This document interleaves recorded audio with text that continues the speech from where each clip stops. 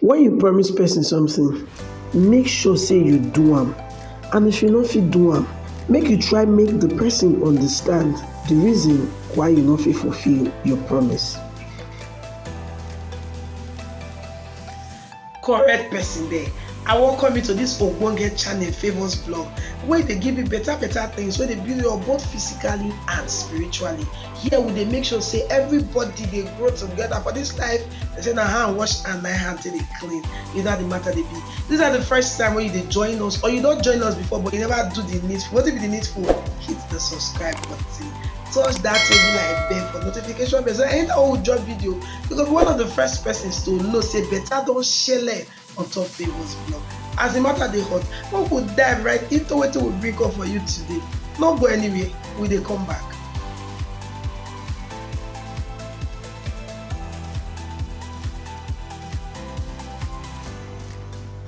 I welcome you to Open Heaven's Daily Devotional for Thursday, wey be the 3rd of August 2023.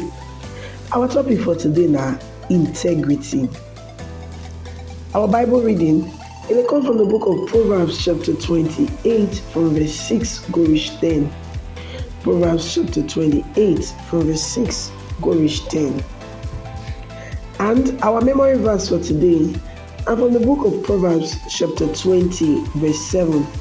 Proverbs chapter 20 verse 7, we talk say, the righteous man in dey waka for inside integrity, and the children dey blessed after am. Proverbs chapter 20 verse 7.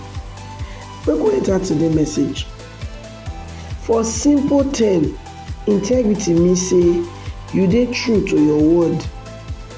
That one be say anything wey you talk na be wetin you dey do.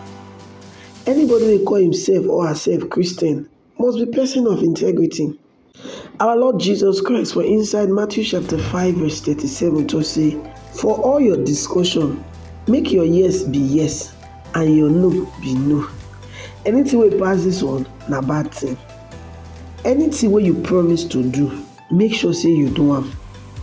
If for any reason you no fit fulfill that your promise, make you discuss am with the person wey dey involved and explain to the person well the reason why you no fit do am.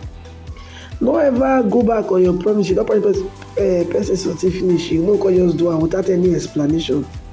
That one no be like your papa wey dey for heaven, wey you dey claim say you wan be like. I remember when I just finish secondary school and I dey look for the way I fit take sponsor myself go university. I come approach the authorities of one school for Ondo State. They come agree to sponsor my education on the condition say I go study mathematics and I go serve them for 5 years after I don get my degree. Although na English I like, but I no get choice. When I graduate, I come go back go serve them. But after 2.5 years, body come dey do me jiggy. I wan go do my master's degree. After I don gain admission to do my master's, I come beg them say make dem let me go for my master's. Say when I finish, I go come back. They no believe me. But after I don obtain my master's degree, I go back to the school, I go continue to dey serve them. But however, by this time, the thing don dey be like matter of shame based on say my degree come high pass the principal own. After 1.5 years, I come appeal to them again, say abeg, I wan go get my PhD. If I do am finish, I go come back. And then they got to say, no worry, you dey free to go. You no get to come back, just go. The name of Jesus dey very, very powerful.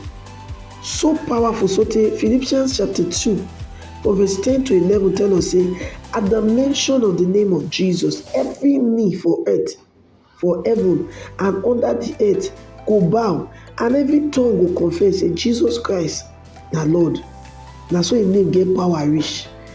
But as this name get power reach, Bible talk inside Psalm 138 verse 2 say, he don magnify him word more than him name, meaning him word big pass him name. That na why we dey completely dey trust the word of God. We know say he go fit do am, and he go do am when he talk say he go do am. So if you wan be like Jesus Christ, your word must be your bond. This na the message for today. Our key point be say Jesus Christ dey always dey keep him word. So you sef too dey always dey keep your word. Make we take this small prayer. Baba God, abeg help me to be man and woman of integrity. Person wey be like say even when nobody dey look, I go always do the right thing. When I promise, I go keep my promise. In Jesus' name we pray. Amen.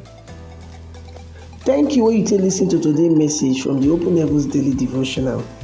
Na Pastor E.A. Adeboye wey be the General Overseer of the Redeemed Christian Church of God na im write am. God bless you.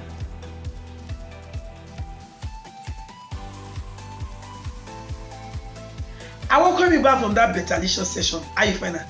Talk to you. It makes sense. Abi? It makes sense. Alright, now I beg, hit the subscribe button so that you could be part of this family. Like this video, don't forget to like the video. Drop your comment and don't forget to follow us on all our social media platforms. If they show for your screen like this now, follow us for TikTok. So we'll come here where you go to another betalicious Ogbonge video. Don't forget this is Still Favors blog, and I'm me, your sister, your own girl, Lawo Favor. I run the show together with you, my esteemed subscribers.